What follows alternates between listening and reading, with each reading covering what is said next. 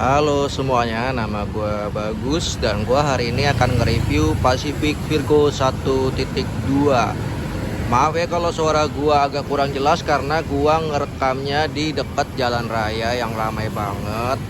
Oke, semoga suara gue masih tetap jelas buat kalian ngerti apa yang pengen gue bahas di Pacific Virgo 1.2 ini. Oke. Yang pertama-tama ini adalah sepeda motor listrik dari Pacific ya, dari Pacific. Kalau buat kalian yang tahu, Pacific itu dia pemain lama di dunia sepeda ya, sepeda goes tuh. Nah sekarang dia ngeluarin motor listrik. Ini gue ngambilnya Pacific Virgo 1.2. Dia ada ngeluarin beberapa motor lain, tapi gue ambil yang Pacific Virgo 1.2 ini karena jarak tempuhnya yang bisa sampai 110 km ya. Oke, kita mulai dari bagian depannya dulu. Ini bentuknya Vespa banget ya, mirip-mirip Vespa tapi Vespa yang besar. Oke. Yang di depan ini kita bahas dari sini. Ini ada tentunya mereknya Pacific ya. Terus ini ada lampunya, lampu utamanya sama lampu DRL-nya. Ini juga ada lampu DRL, udah pada LED semua. Ini juga lampu sennya udah pada LED, jadi terang banget. Dia pakai velg 12 dengan ukuran ban 90/90 ya. Di sini udah disc brake. Ini udah suspensinya. Terus di belakang sini dia pakai motor 1200 watt BLDC 72 volt 32 Ah ya. Ini sorry ya agak kotor karena gua habis pakai motor ini dari rumah sampai ke tempat kerja gua dan kondisi jalanan agak cukup basah karena habis hujan. Ini udah pakai disc brake juga. Ini suspensinya enak banget nih, yang belakang empuk ya. Terus ini ada mata kucingnya, ini lampu plat nomor, lampu nomor. Ini lampu rem belakang. Terus ini lampu sen. Ya udah LED tentunya seperti yang di depan tadi ya. Tombol-tombolnya apa aja sih? Penjelasan tombol-tombolnya tuh, ini ada tombol modenya ya. Ini ada tombol mode. Ini dia ada 3 mode 1, mode 2 sama mode 3. Terus ini mode P buat kalau lu parkir ini. Terus di sini mode mundur, ini mode repair. Terus ini lampu buat nyalain lampu. Ini lampunya mati, gua matiin. Terus di sebelah kirinya ada lampu jauh sama lampu dekat, lampu sen kiri kanan, klakson sama lampu hazard. Terus di sini dia ada gantungannya yang bisa dibalik-balik ya. Terus ada buat USB-nya. Terus di sini ada bagasi depannya. Terus di sini dia ada tempat buat casnya ya. Ini buat ngecas nih. Ini footstepnya nih lucu nih. Footstepnya bukan ditarik tapi footstepnya didorong. Gitu. Kalau didorong baru keluar. Kalau dimasukin jangan sampai didorong masuk ke dalam lagi karena dia akan balik lagi keluar, nggak bisa masuk. Jadi cukup di segini aja gitu, nanti dia udah ngunci lagi sendiri. Nah yang gue mau bahas selanjutnya dari layarnya ya, dari layarnya yang pengen gue bahas. Ini dia modenya P, begitu gue nyalain dia P. Nah ini tuh dia belum ready ya, belum bisa lu pakai buat jalan. Gimana caranya biar bisa lu buat jalan?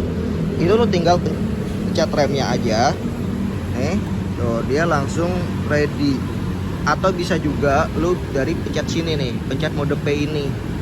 Bisa juga. Jadi tinggal pilih aja mau pakai rem atau mau pakai mode pencet P ini. Nah, di sini dia ada indikator baterainya. Indikator baterainya ini sayang banget dia nggak ada persentasenya. Jadi dia pakai bar gini kayak zaman dulu, HP zaman dulu tuh ya, yang nggak ada persentase baterainya. Jadi agak susah nih, lu tinggal berapa persen baterainya gitu. Nah dia di sini modenya tadi nih, tombol mode. Ya gue pencet ya tombol modenya. Dia di 1, 2, sama 3 nih. Kalau gue pencet langsung ke 3. Jadi dia mode awal tuh langsung mode 2. Kenapa? Karena mode satunya ini Mode satunya ini dia cuma bisa sampai di kecepatan 15 km per jam. Kalau yang mode kedua ini bisa sampai 45 km per jam. Sedangkan yang ketiga dia bisa sampai 65 km per jam gitu. Nih ya, gue nyalain lampunya ya biar kalian lihat dulu. Nih gue nyalain lampu DRL-nya dulu aja, lihat ya. Itu lampu ininya DRL-nya. Ini yang bagian depan bawah sama yang bagian belakang. Tuh, udah nyala ya. Memang nggak terlalu terang banget karena kalau di siang-siang ya. Terus yang lampu utamanya. Nah, ini lampu utamanya nih udah nyala nih guys. Lampu utama sama sih guys. Cuman tambah ini aja nih yang nyala. Nah, lampu jauhnya dia kayak gini. Tuh. Cuman lampu jauhnya ini menurut gua lucu ya, karena dia nggak nyampe jauh banget, nggak cukup terang buat nggak cukup terang buat nerangin jalanan gitu. Jadi kondisi malam hari tuh pakai lampu jauh sama aja kayak lampu dekat gitu, nggak ada bedanya gitu kalau menurut gua. Kita coba nyalain lampu hazardnya ya. Tuh, lampu hazardnya nyala. Ya. Oke. Nah, menurut gua guys, motor ini tuh punya lumayan banyak kekurangan, tapi juga punya lumayan banyak kelebihan ya. Kenapa tuh? Kita bahas dulu dari kelebihannya ya. Yang pertama, motor ini tuh bisa sampai 110 km ya, jarak tempuhnya itu bisa sampai 110 km. Itu menurut gua udah cukup jauh banget untuk baterai yang pakai Sealed Lead Acid atau SLA ya. Nah, gua ini udah pakai di, sebentar gua coba dulu ya. Berapa ya? 72 volt ya. Di 223 km guys. 223 km dan gua baru ngecas itu sebanyak 2 kali. Bayangin, 220 dan gue baru ngecas sebanyak 2 kali. Cukup dong berarti ya, bener dong sesuai dengan klaimnya di 110 km jarak tempuhnya ya. Kelebihan selanjutnya tuh menurut gue di ini nih, di gasnya ini. Kenapa tuh? Karena gasnya ini tuh beda sama motor listrik lainnya. Kalau motor listrik lainnya kita gas gini nih, set gini, dia langsung ngacir, langsung ngebut banget. Nah kalau ini enggak, dia beda banget. Dia mirip sama motor-motor matic pada umumnya yang kalau kita gas sedikit, ya itu dia melajunya pelan aja gitu. Dia nggak melaju langsung kencang gitu, enggak. Terus kelebihan lanjutnya adalah standarnya ini nih, standar samping. Kenapa tuh? Karena kalau lu pakein standar samping itu tuh ke cut off ya. Jadi lu gas gini tuh dia nggak akan jalan gitu. Mirip sama motor matic pada umumnya. Jadi gua tuh ngecasnya cukup cepet ya, cukup 6 jam aja.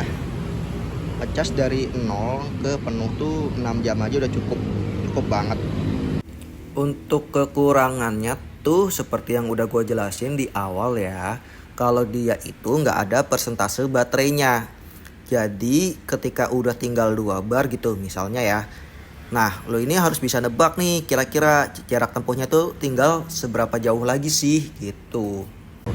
Terus kekurangan selanjutnya tuh di suspensinya depan. Suspensi depan ini tuh keras banget guys. Gua nggak bohong, nih keras banget. Jadi kalau lu nabrak apa ya, lubang kecil aja tuh berasa banget.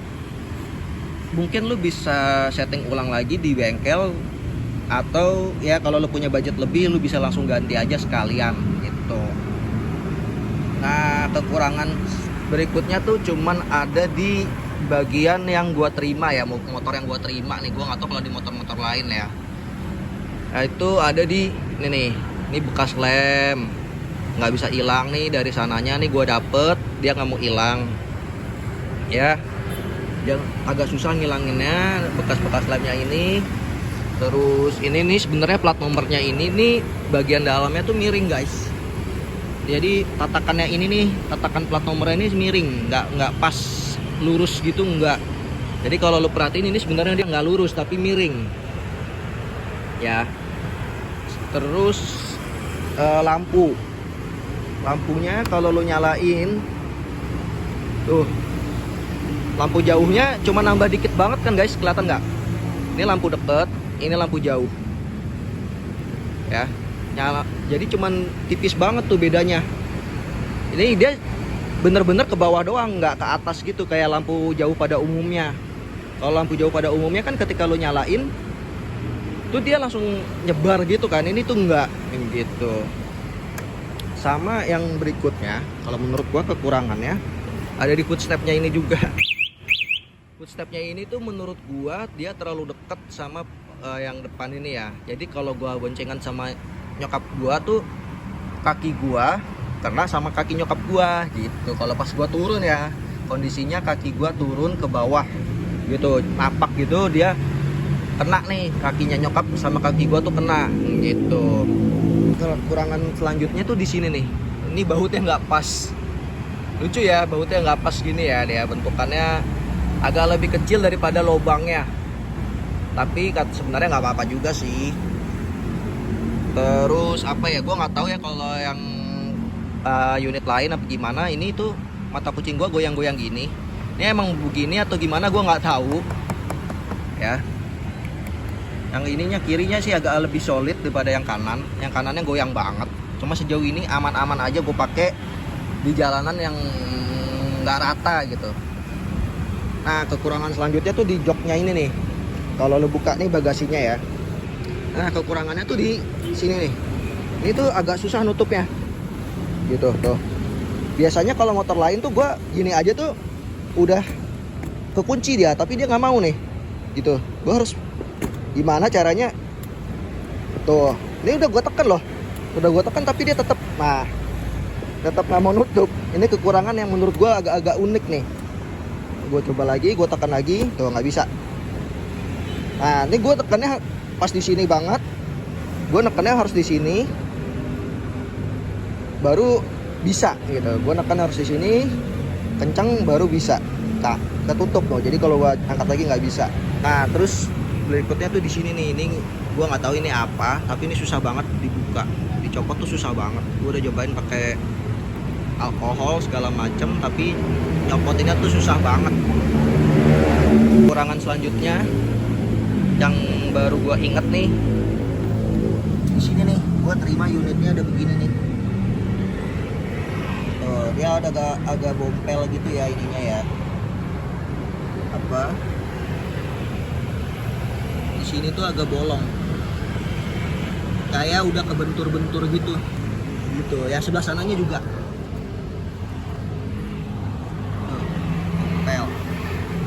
bumpel gini guys. Gua nggak tahu kenapa ini ya, semoga aja aman karena dia seharusnya bawahnya tuh besi, seharusnya ya ada plat besinya ya. Sejauh ini itu dulu sih kelebihan dan kekurangan dari Pacific Virgo ini ya guys ya. Oke lah guys, sekian review dari gua. Bagus untuk Pacific Virgo 1.2 ini ya.